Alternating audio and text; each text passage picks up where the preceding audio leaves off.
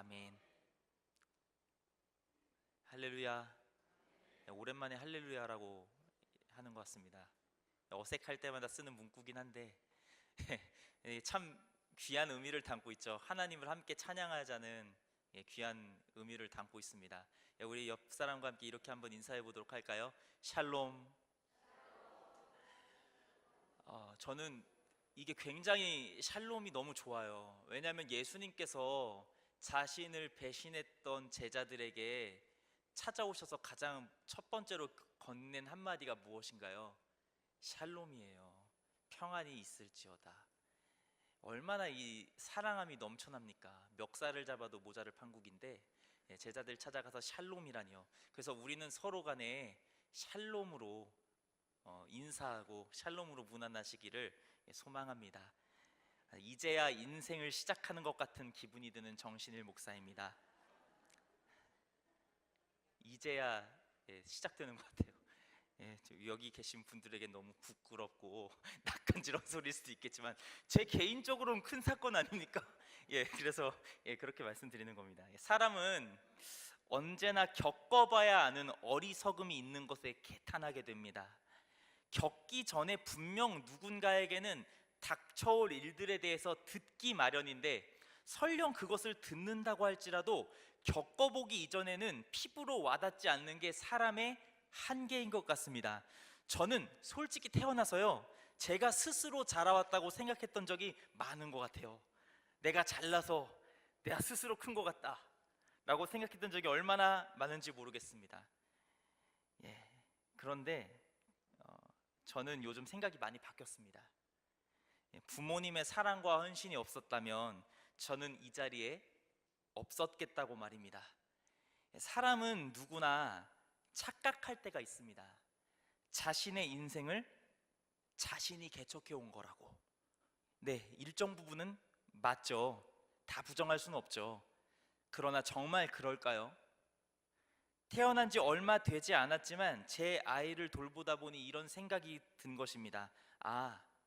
부모님의 사랑 안에서 자랄 수 있었던 것이지 내가 혼자서 자란 것이 아니로구나.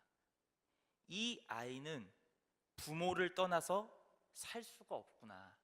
물론 그렇지 않은 경우도 있지만 대부분의 아이들은 부모 아니면 다른 어떤 이의 사랑과 보호가 아니면 스스로 설 수가 없는 것입니다. 즉 아이들은 이 사랑 안에 거해야 살 수 있는 것입니다. 오늘 말씀은요, 이 사랑과는 비교조차 할 수 없는 진정한 사랑의 부르심에 관한 것입니다. 오늘 본문 말씀은요, 예수님께서 자신을 참 포도나무라고 말씀하시고 아버지 하나님을 농부라고 말씀하시는 것으로 시작하고 있습니다. 예수님께서는 요한복음에 총 7번에 걸쳐서 나는 무엇이다, 나는 뭐뭐다 라고 말씀하십니다. 예를 들어 어떤 것들이 있을까요? 나는 부활이요 생명이다, 나는 길이요 진리요 생명이다, 나는 선한 목자다 등등 있겠죠. 이게 다 어디 있다고요? 요한복음에 있습니다. 요한복음에는 예수님께서 자신을 가르쳐 무엇이다 라고 말하시는 말씀이 7번이 나옵니다. 그 마지막이 바로 오늘 말씀하시는 나는 참 포도나무다 입니다. 오늘 예수님께서는 왜 자신을 참 포도나무로 비유하시면서 말씀을 시작하셨는지 함께 은혜를 나누기를 원합니다. 먼저 예수님께서는 자신을 기르시는 분을 철저히 아버지 하나님이심을, 즉 자신이 아들이심을 인정하시고 겸손하게 낮추심을 볼 수가 있습니다. 예수님께서는 자신을 참 포도나무라고 말씀하시고 그 포도나무를 기르는 농부, 즉 포도나무인 자신의 주인은 하나님 아버지라고 말씀하고 계신 것입니다.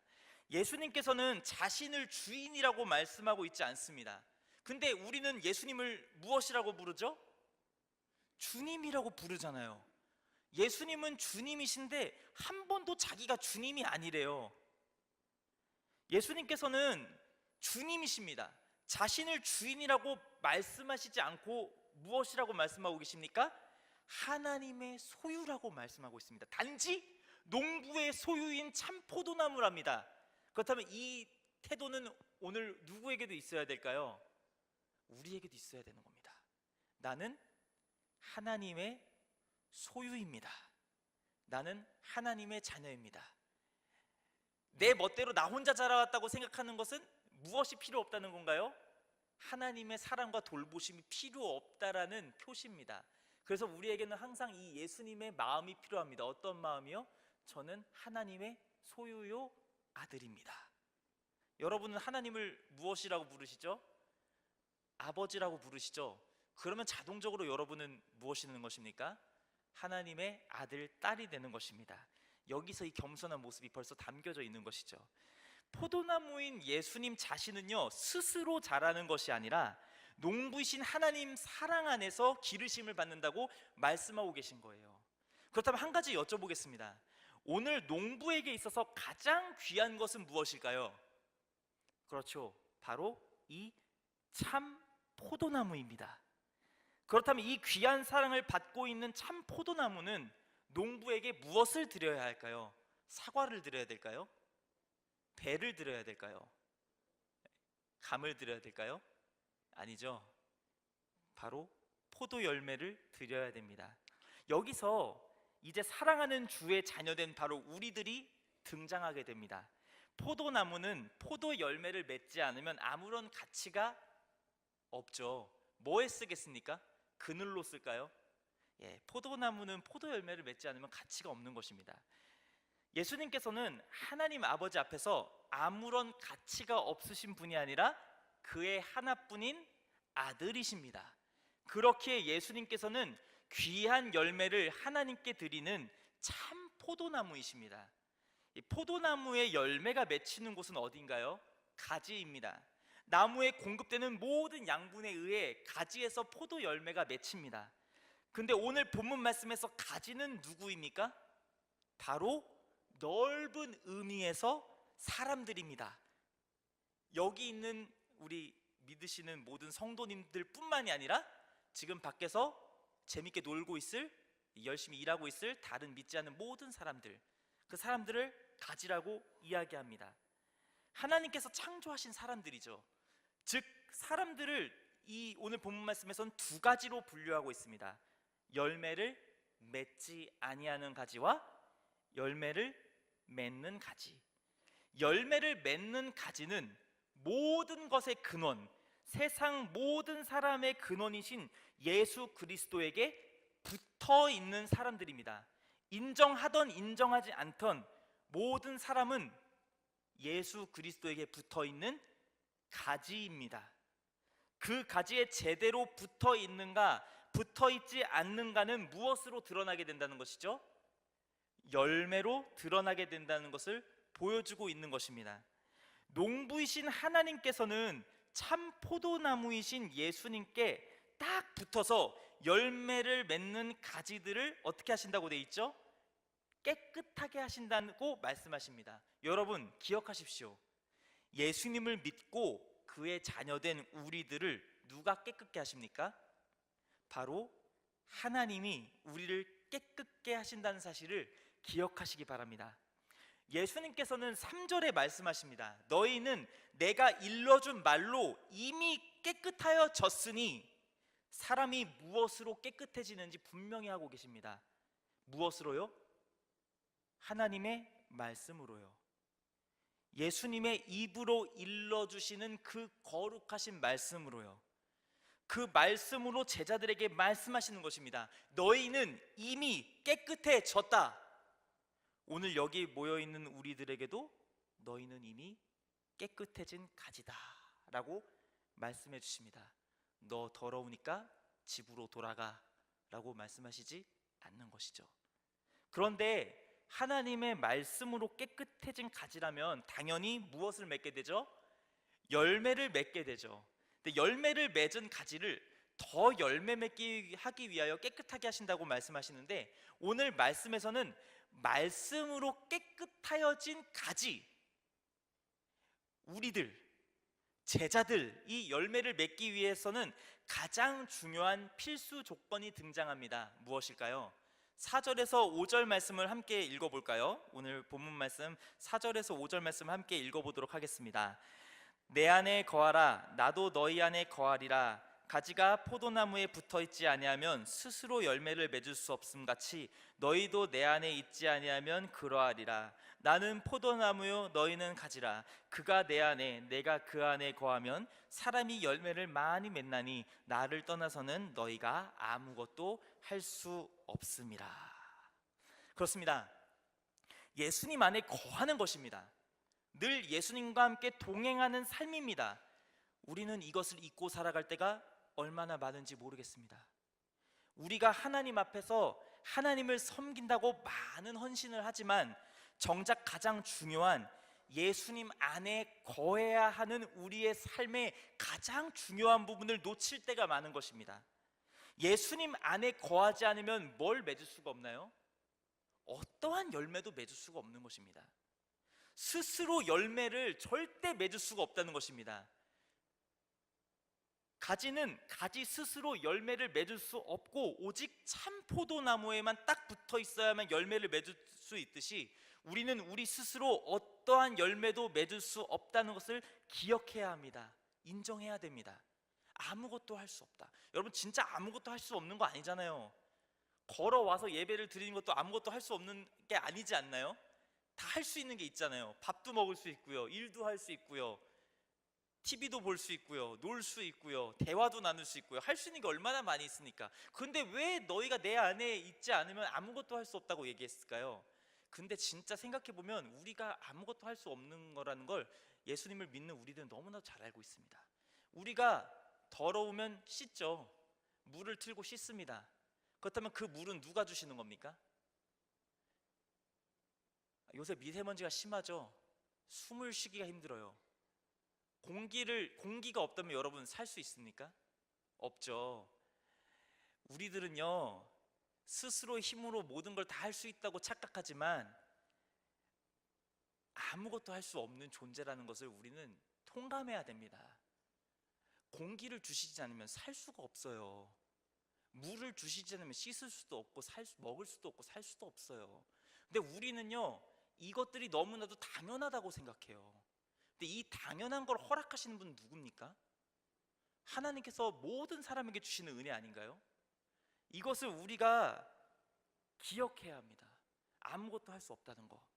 사랑하는 성도 여러분께서 얼마나 시간 들여 물질 들여 하나님을 사랑하려고 힘쓰시는지 하나님께서는 그것을 너무나도 잘 아실 줄로 믿습니다. 그런데 하나님께서 더욱 원하시는 것은 예수 그리스도에게 찰싹 붙어있는 삶입니다. 늘 예수님 안에서 살고자 할 때 그때 우리의 삶에 하나님께 드릴 수 있는 삶의 열매들이 맺히는 것입니다. 우리가 열매가 없는데 하나님께 열매를 드리려고 하니까 힘든 겁니다.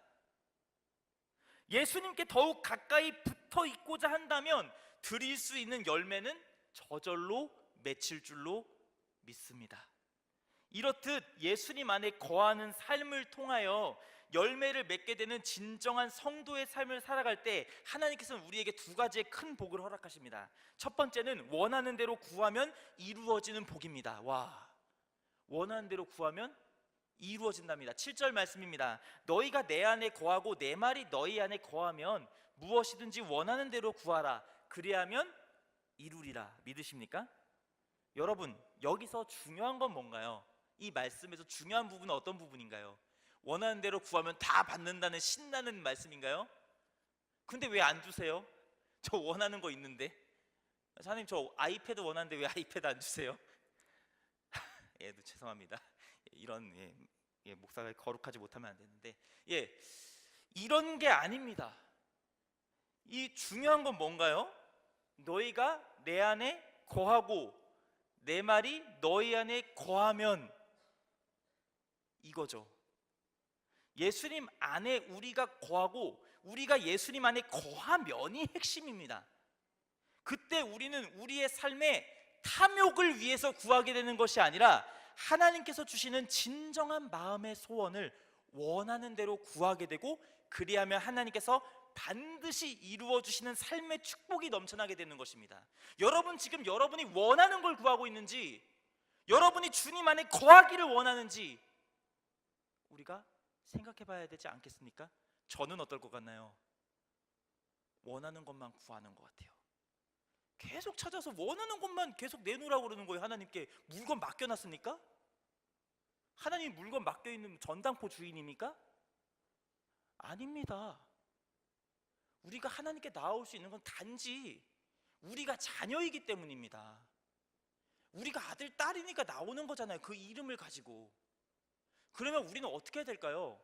먼저 원하는 대로 구하는 게 아니라 우리가 먼저 어떤 게 있어야 되는 건가요? 그 안에 거하고자 하는, 찰싹 붙고자 하는 마음이 먼저라는 것입니다. 주님, 제가 주님 안에 거하길 원합니다. 주님께서 제 마음에 거해 주세요. 이럴 때 어떻게 되는 것입니까? 부족함 없이 채우시는 하나님의 채우심이 삶에 넘쳐날 줄로 믿습니다. 계속 원하는 것만 구하니까 안 들어주시죠. 뭔가 잘못되었다는 것이 제 삶에서도 계속 드는 겁니다. 그런데도 계속 원하는 것만 구해요. 세연이 건강하게 해주세요. 아내 건강하게 해주세요. 교회 잘 되게 해주세요. 그 전에 우리가 예수님께 붙어있는 삶이 되게 해달라고 기도하시기 바랍니다. 또 다른 한 가지의 복이 있습니다. 무엇일까요? 바로 예수님의 제자가 되어 하나님께 영광을 돌리는 삶을 허락하신다는 것입니다. 8절 말씀입니다. 너희가 열매를 많이 맺으면 내 아버지께서 영광을 받으실 것이요 너희는 내 제자가 되리라. 저는 이 말씀을 짧은 시간이지만 생각해 보았습니다. 예수님께서는 참 포도나무로서 농부이신 하나님께 열매를 드림으로 영광을 돌리신다는 것인데 그 일이 스스로 불가능하실까요? 예수님께서 힘내가지고 포도나무 열매 맺혀가지고 드릴 수 있는 능력이 예수님께는 없을까요? 있죠. 근데 왜 하필이면 열매 맺는 가지인 우리들을 통해서 하신다는 것 그 자체가 정말 영광스러운 일이 아닙니까? 이 일이 영광스럽지 않으세요? 예수님 스스로 하실 수 있는 일을 우리를 통해서 하신대요. 우리들, 가지된 우리들에게 열매 맺게 하셔서요, 깨끗하게 닦으셔서요, 내 안에 붙이게 하심으로써요, 자기 몸을 찢으심으로써요, 붙게 하셔가지고요, 그 몸에서 열매를 맺어서 드리게 하신대요. 이것이 영광된 일 아닙니까? 어떤 게 영광된 일입니까? 예수님의 모든 초점은 자신의 삶을 통해 하나님의 영광을 드러내는 것인데 그 일을 굳이 오늘 저와 여러분을 통해서 하신다는 거예요. 이 얼마나 복된 일입니까? 영원히 유기되어 사망의 고통 속에서 멸망받을 백성을 귀한 보배 피로 살리신 것도 감사할 따름인데 그 안에 거하게 하셔서 열매를 맺게 하심으로 하나님께 영광을 돌리게 하신다니요. 바로 보잘것없는 우리들을 통해서. 여러분, 이게 여러분의 삶의 복이 되십니까? 복이라고 생각하십니까? 이게 진짜 복입니다. 예수님이 여러분을 품에 안으셔서 열매 맺게 하심으로 그 열매, 바로 여러분을 하나님께 드림으로 하나님께서 영광 받으신다는 그 사실을 기억하십시오. 여러분, 가만 계실 수 있습니까? 힘껏 그 이름을 경배해야죠. 찬양해야죠. 그리고 그렇게 부족한 우리들을 제자 삼아 주시는 크나큰 복을 또한 베푸시는 은혜의 그리스도라는 사실을 우리가 기억하시면 우리 마음 안에 무엇이 찾아올까요? 참된 기쁨이 그때 찾아오는 것입니다.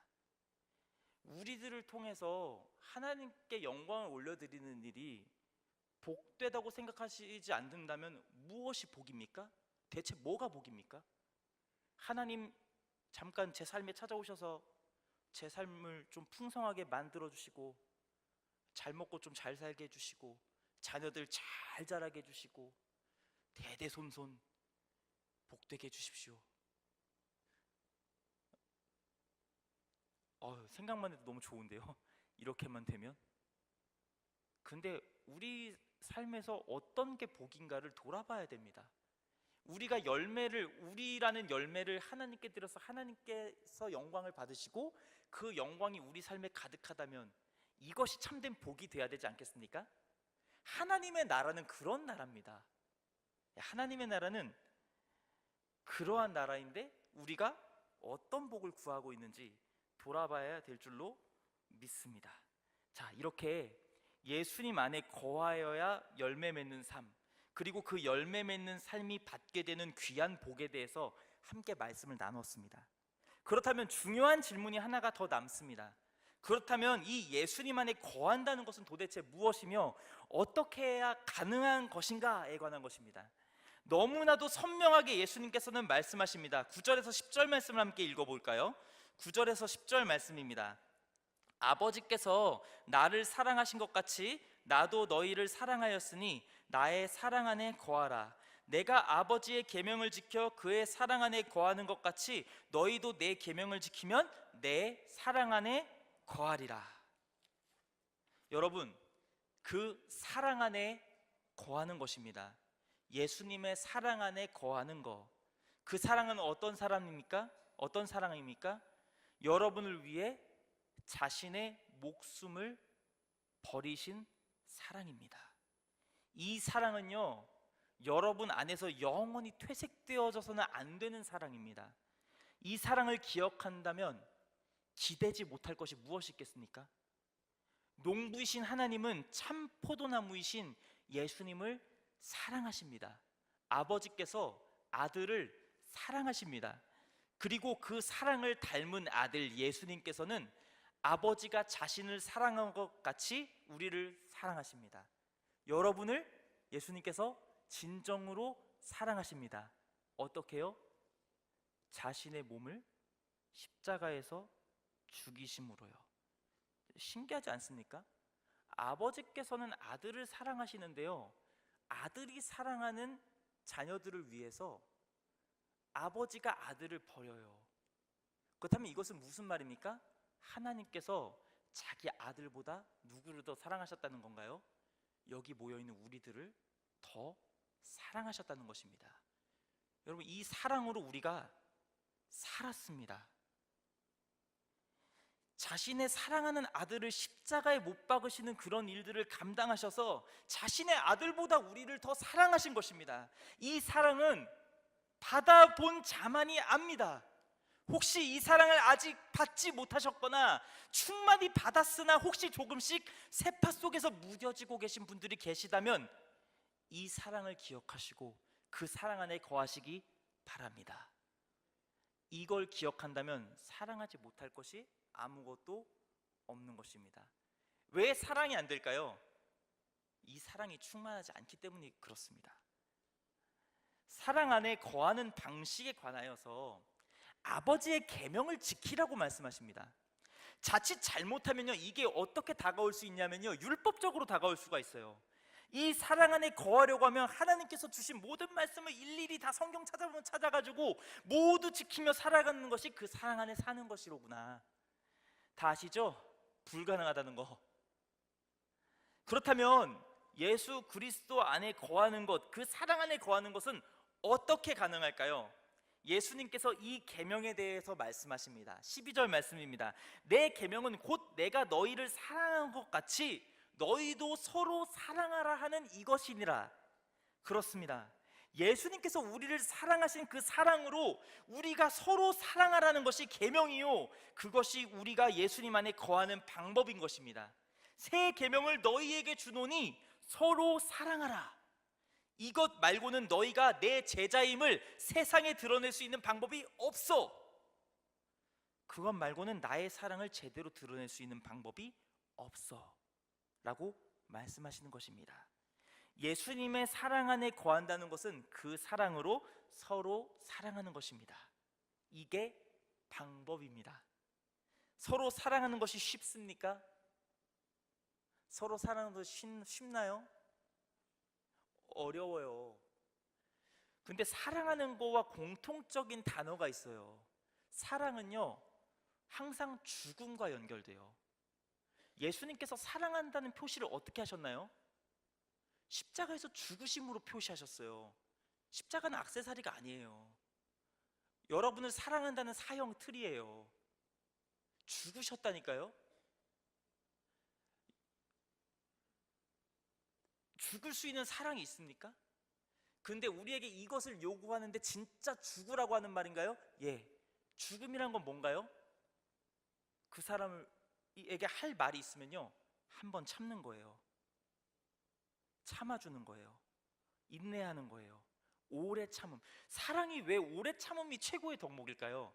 그게 제일 어려워요. 오래 참는 게. 나오고 싶어요. 한마디가 나와요. 여기까지.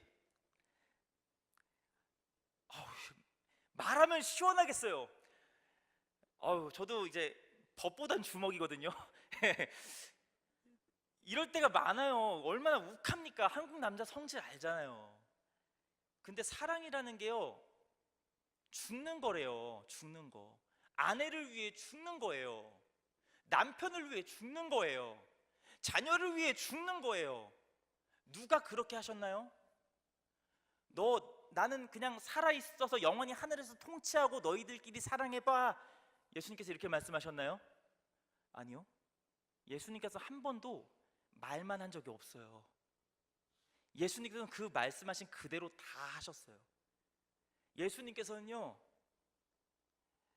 얼마나 드시기 싫으면 하나님께 기도했겠어요. 아버지께 나 이거 못 마시겠다고. 근데 죽으셨어요.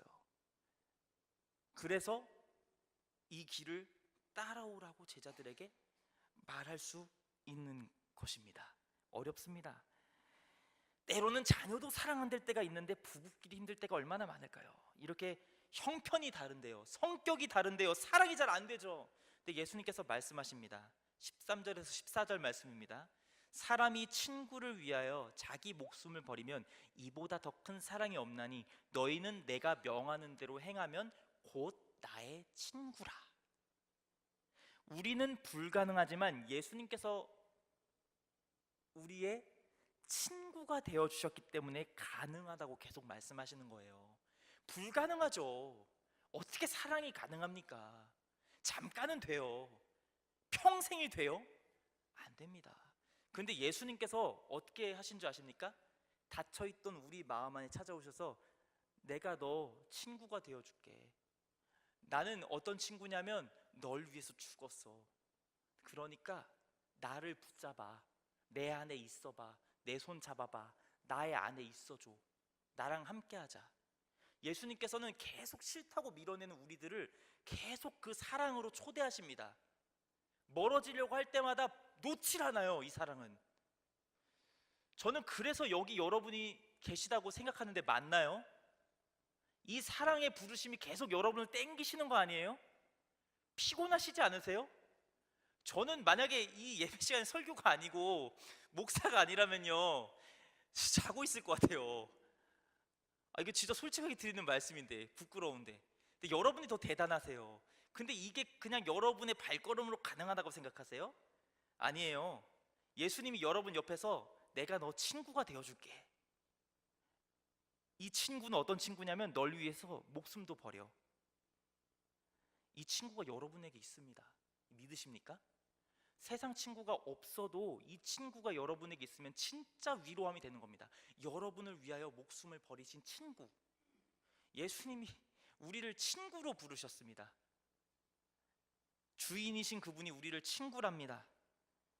예수님께서는 우리에게 그러한 친구가 되어주신 줄로 믿습니다. 그렇다면 그 친구에게 기대세요. 그 친구 안에 거하세요. 다른 거 하시려고 노력하기 전에요, 그 노력하는 거 하루 이틀이에요, 3일이에요, 일주일이에요, 한 달이에요. 근데 예수님 안에 계속 거하려고, 이 친구랑 같이 걸어가려고 계속 노력하면요, 내가 하는 게 아니라 하게 만들어요, 주님께서. 그렇다면 우리는 그 명하는 대로 어떻게 행해야 될까요? 서로 사랑하려고 노력해야죠. 여기 서 있는 저는 이 말씀을 전하면서도 전할 자격이 없다라고 계속 생각이 돼요. 서로 사랑하는 게 잘 안 되거든요. 그렇다면 이 서로 사랑을 어떻게 해볼까요? 어떻게 시작해 볼까요? 먼저 가장 가까운 이웃인 가족에게 시작해 보시기 바랍니다. 가장 사랑하기 어렵잖아요. 가장 가까우니까. 자, 먼저 가장 가까운 아내께서는 남편들에게 가서 맛있는 음식을 차려주시면서 사랑한다고 고백해 보시기 바랍니다.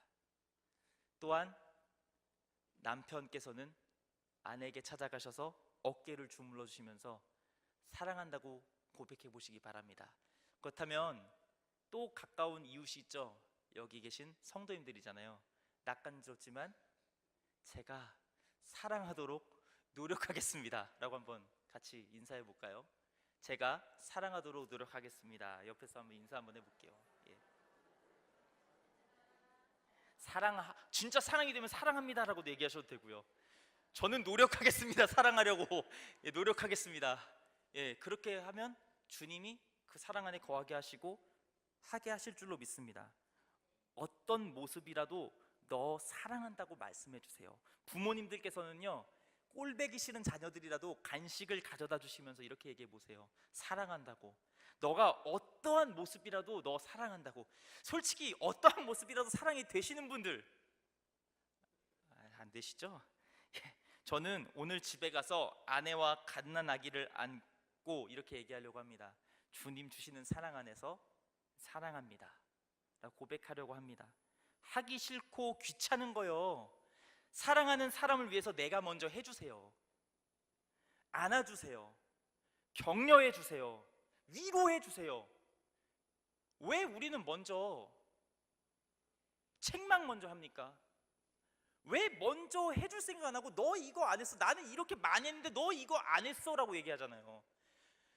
내가 이렇게 열심히 설거지 했는데 넌 뭐하냐, 난 이렇게 너를 위해서 열심히 일해가지고 맛있는 간식도 주고 때로는 용돈도 주는데 너는 공부하라는 거 그까짓 거 안 하고 있냐? 너 왜 때 됐는데 결혼 안 해? 왜 안 나가? 혹시 이렇게 서로를 찌르는 말을 하고 있지는 않으신가요? 저만 그러나요? 여러분은 안 그러시죠? 예, 여러분 돌아가셔서 얘기하세요. 예, 싫은 거 먼저 해주세요. 죽는 거요, 쉬운 것부터 시작해 보세요. 죽는 거예요. 죽는 거. 그 사람을 위해서 죽어주는 거예요. 예수님이 우리를 위해서 죽어주셨듯이요. 예수님께서 어떻게 사랑을 시작하십니까? 제자들의 발을 씻겨주시잖아요. 먼저 십자가에 딱 못 박혀서 나 너 사랑한다 이렇게 하지 않으셨어요. 제자들의 발을 씻겨주셨잖아요. 거기에 사랑이 있는 것입니다. 사랑하는 거 먼저 목숨 바쳐서라고 말씀하신 것이 아니라 먼저 발을 씻겨주심으로 시작되는 거예요. 여러분, 사랑이 여기서부터 시작되는 줄로 믿습니다. 그리고 그 사랑의 친구가 여러분 옆에 있습니다. 주 안에서 진짜 사랑하는 성도 여러분, 참 포도나무이신 예수 그리스도 안에 붙어 있으시길, 그리고 그 사랑 안에 거하시는 삶으로 인하여서 맺혀지는 모든 열매를 하나님께 드리는 그런 귀하고 복된 제자의 삶이 되시기를 진심으로 기도하고 소망합니다. 기도하겠습니다.